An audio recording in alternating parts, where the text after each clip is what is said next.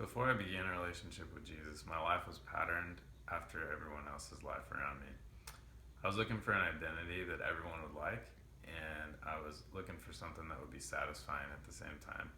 As a result, I made a decision during my eighth grade year.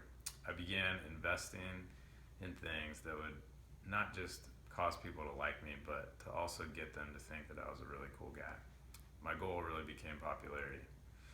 So I started to slack a bit on my grades because I didn't think it was cool to get straight A's. And I also began to spend most of my free time on athletics. I knew that being a good athlete would help me advance in my quest for popularity. And then when I got to high school, I started getting involved with drugs and alcohol.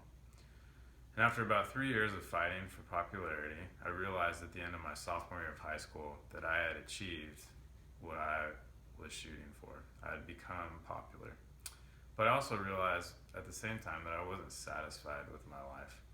Every day for me felt like an exercise in futility. And when I looked ahead at the future, I didn't see anything except more of the same. Getting high, getting drunk all the time, trying to be a great student athlete, going to parties was only wearing me out, and I was getting tired of it. I was really feeling a lot like an empty shell, like there was nothing of any value going on inside of me. I always had at least a simple understanding of what it means to be a Christian and who Jesus is because my parents took me and my sisters to church growing up.